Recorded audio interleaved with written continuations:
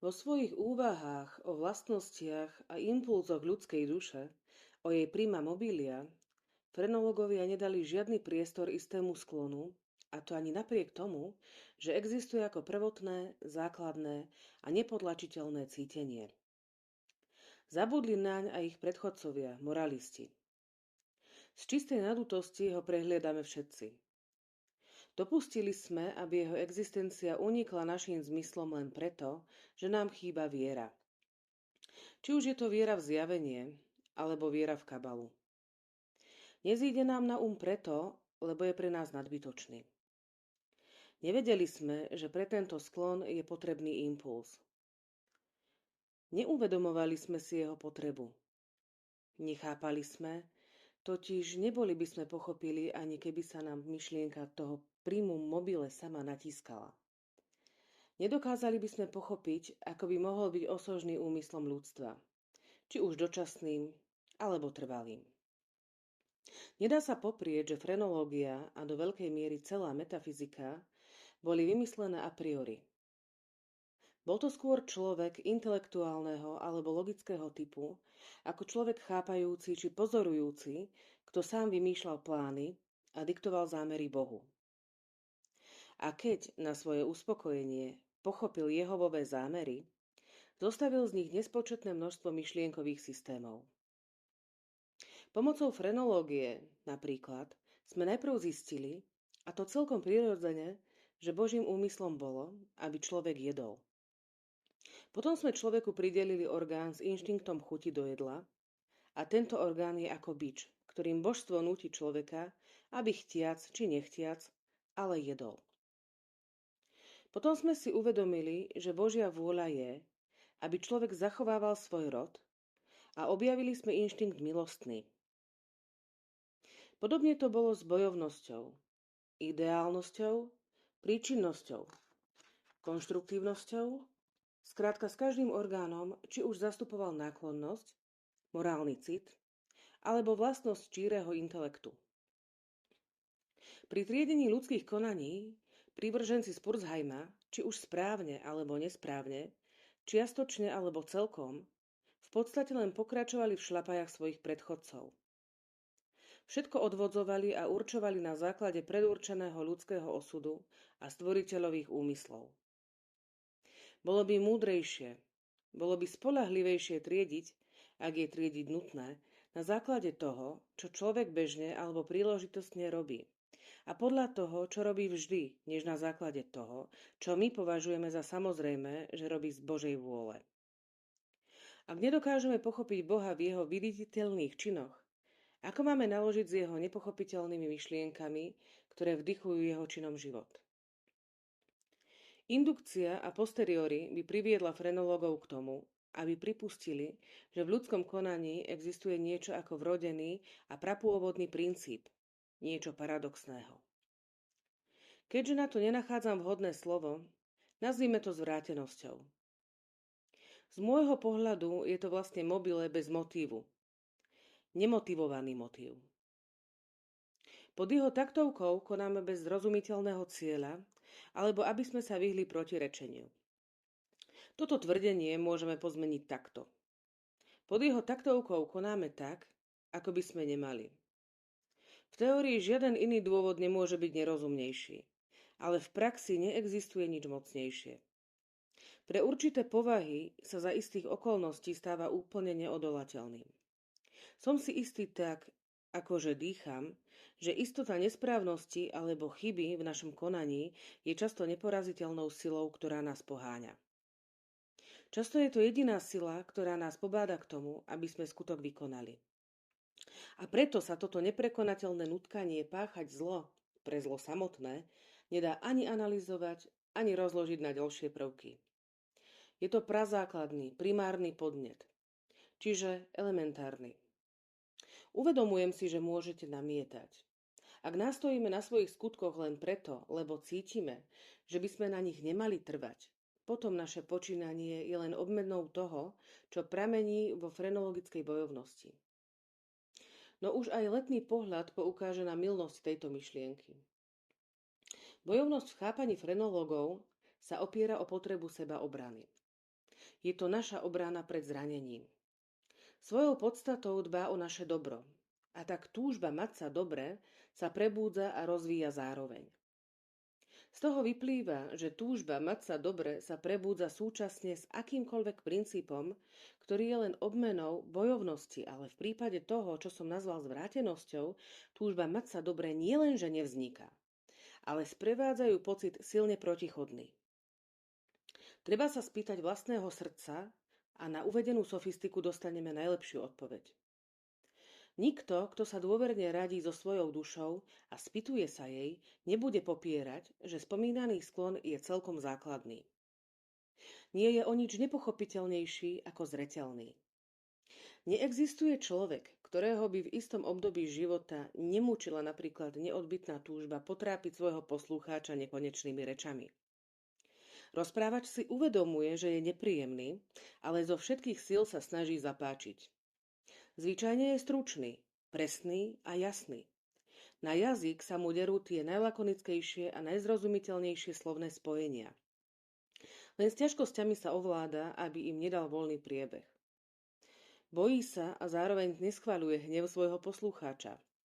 Ale napadne mu myšlienka, že istými zápletkami a vsúvkami by mohol tento hnev vyvolať. Postačí jediná myšlienka. Impuls sa premení na želanie. Želanie na túžbu, túžba na nekontrolovateľnú žiadosť a žiadosti na hlboký zármutok i zahanbenie rozprávača a navzdory všetkým dôsledkom sa vyhovie. Máme pred sebou úlohu, ktorú musíme urýchlene splniť. Vieme, že odklad by pôsobil zničujúco. Najdôležitejšia kríza nášho života hlasno volá po okamžitej energii a čine. Horíme. Zožiera nás nedočkavosť pustiť sa do práce a predtucha skvelého výsledku nám zapaľuje dušu. Musíme ju dokončiť ešte dnes a predsa ju odkladáme na zajtra. Prečo vlastne? Odpoveď neexistuje. Hádam len taká, že cítime zvrátenosť. Používam slovo, ktorého význam vôbec nevystihuje príčinu. Príde zajtrajšok a s ním ešte väčšia nedočkavá úzkosť vykonať svoje povinnosti. Ale práve s touto narastajúcou úzkosťou prichádza aj nepomenovateľná, jednoznačne hrôzostrašná, pretože je nevyspytateľná, túžba odložiť prácu. Táto túžba silnie tým viac, ako ubúda času. Napokon nám na čin ostane jediná, posledná hodina. Zmieta nás sila boja, ktorý sa v nás odohráva. Boj určitého s neurčitým. Hmatateľného s tieňom. No ak boj dospel až takto ďaleko, bojujeme zbytočne. Víťazí tieň. Hodiny odbíjajú, je to umieračik našim dobrým časom. Zároveň je to aj labutia pieseň ducha, ktorý nás tak dlho desil. Odlieta, mizne, sme voľní. Stará energia sa vracia. Teraz by sme už radi pracovali. Lenže beda, už je príliš neskoro. Stojíme na pokraji zrázu. Hľadíme do priepasti. Točí sa nám hlava a je nám navracanie. Naším prvým impulzom je stiahnuť sa pred nebezpečenstvom. Nepochopiteľné, ale ostávame. Postupne sa naša nevoľnosť, závrat a hrôza zmieša do oblaku nepomenovateľného pocitu. Ako plynie čas, tento oblak nadobúda stále jasnejšie tvary, ako keď sa opar z fľaše v 1001 noci zmení na džina. Tento náš oblak nad priepasťou sa však zhmotňuje v niečo oveľa hrozivejšie ako džin, alebo ktorýkoľvek démon z rozprávok. A pritom je to len myšlienka, aj keď strašidelná, ktorá nám svojou mrazivou hrôzou preniká až do špiku kosti. Je to len obyčajná myšlienka na prípadný pocit, ktorý by nás zachvátil počas pádu z takej výšky. A tento pád, táto rýchla záhuba, zo samozrejmého dôvodu v sebe nesie aj jeden z najhroznejších a najodpornejších obrazov smrti a utrpenia, aké sa kedy v našej mysli objavili. A práve z tohto dôvodu po ňom tak veľmi túžime. Náš rozum sa nás silou mocou snaží dostať od zrázu, a my sa práve preto k nemu splašene snažíme dostať. V ľudskej povahe nie je démonickejšej netrpezlivosti, ako je tá, ktorá nabáda človeka stojaceho zdesene na pokraji zrázu rozmýšľať o skoku do hlbín. Poddať sa tejto myšlienke čo i len na malú chvíľu znamená nevyhnutnú záhubu. Rozum nás nabáda ustúpiť a ja práve preto hovorím, že ustúpiť nemôžeme. Ak pri nás nestojí priateľská ruka, ktorá nás zadrží, alebo sa z nejakého náhleho podnetu nerozhodneme cúvnuť od priepasti, skočíme a zahynieme. Ak sa nám páči, môžeme skúmať tieto a podobné činy, zistíme však len toľko, že vychádzajú z ducha zvrátenosti. Dopúšťame sa ich len preto, lebo cítime, že by sme tak konať nemali. Iné zrozumiteľné pravidlo v tom alebo za tým nie je. A naozaj by sme túto zvrátenosť mohli pokladať za priame podpichovanie samotného diabla, keby sme nevedeli, že príležitostne koná aj v mene dobra. Narozprával som toho tak veľa, aby som v nejakej miere zodpovedal vašu otázku. Vysvetlil vám, prečo som tu. Aby som uviedol niečo, čo by aspoň jemne naznačovalo dôvod, prečo mám tieto putá a prečo som podnájomníkom v tejto cele odsúdencov. Keby som nerozprával tak rozvláčne, možno by ste ma zle pochopili. Alebo podobne ako tá zberba by ste ma pokladali za šialenca. Takto však s ľahkosťou pochopíte, že som jednou z nespočetných obetí diablika zvrátenosti. Je nemožné, aby akýkoľvek čin bol vykonaný po dôkladnejších úvahách. Týždne, ba čo viac, mesiace som rozmýšľal nad spôsobom vraždy. Zavrhol som tisícky plánov, lebo ich uskutočnenie so sebou nieslo aj možnosť odhalenia.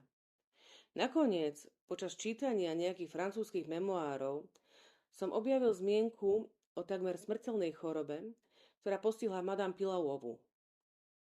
Nakazila sa z otrávenej sviečky. Táto myšlienka sa mi okamžite zapáčila. Vedel som, že moja obeť si s obľubou číta v posteli. Vedel som aj to, že jeho izba je úzka so zlým odvetrávaním. No, nebudem vás trápiť nevhodnými poznámkami.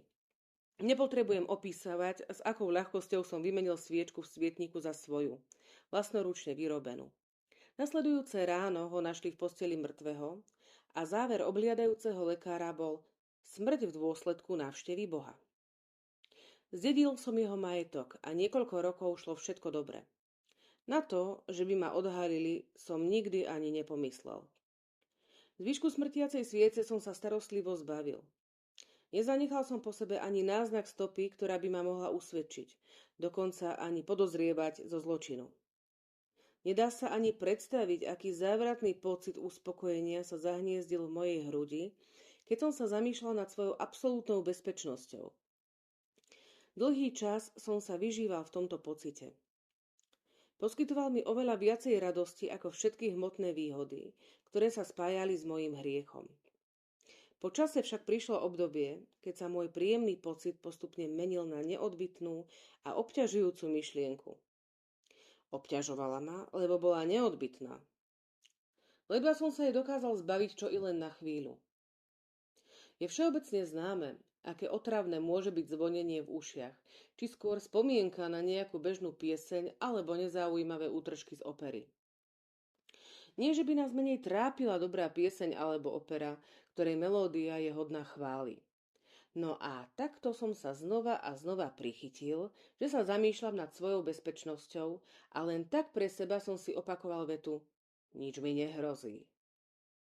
Jedného dňa som sa prechádzal po uliciach a prichytil som sa, že si polohlasne mrmlem tieto 3 slová.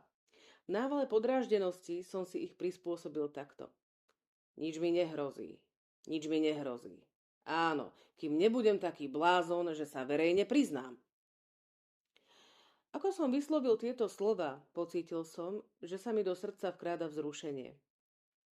Už som mal nejaké skúsenosti so záchvatmi zvrátenosti, ktorej povahu sa s väčšími či menšími ťažkosťami pokúšam vysvetliť, a dobre som si pamätal, že som sa im ani raz nedokázal odolať. A tak moja náhodne vyslovená poznámka, že by som mohol byť dostatočný blázon na to, aby som sa priznal k vražde, z ktorej som sa cítil vinný, stála predo mnou ako duch zavraždeného a zvala ma do náručia smrti. Najprv som sa pokúsil zbaviť tejto nočnej mory. Energicky som vykročil. Rýchlejšie a ešte rýchlejšie. Nakoniec som už bežal. Cítil som šialenú túžbu kričať. Každý nasledujúci nával myšlienok prinášal so sebou aj novú hrôzu, ale bohužiaľ. Dobre, veľmi dobre som vedel, že v mojej situácii myslieť znamená záhubu. Zrýchlil som ešte viac. Bezmyšlienkovite ako šialenec som sa predieral davom. Napokon sa ľudia vystračili a rozbehli sa za mnou. Vtedy som pochopil, že môj osud sa naplnil. Keby som si dokázal vytrhnúť jazyk, urobil by som to. Ale v mojich ušiach sa ozýval drsný hlas a ešte drsnejšie zovretie uchopilo moje rameno. Otočil som sa. Lapal som po dychu. Chvíľu som mal pocit, že sa udusím. Nič som nevidel, nič som nepočul. Mal som závrat. A potom ma nejaký neviditeľný diabol svojou veľkou dlaňou ovalil po chrbte. Dlho utajované tajomstvo sa mi vydralo z duše. Hovoria, že som rozprával s akousi čudnou výslovnosťou, ale s jasným prízvukom a vášnivým chvatom, ako by som sa bál, že ma prerušia skôr, ako dokončím svoje krátke, ale obsažné vety, ktoré ma odovzdajú do rúk katových a pošlú do pekla. Keď som porozprával všetko, čo bolo potrebné, aby ma súd plne usvedčil, v mrákotách som sa zvalil na zem. Prečo by som mal povedať viac? Dnes ma zväzujú tieto reťaze, ale som tu. Zajtra už budem bez pút. Ale kde?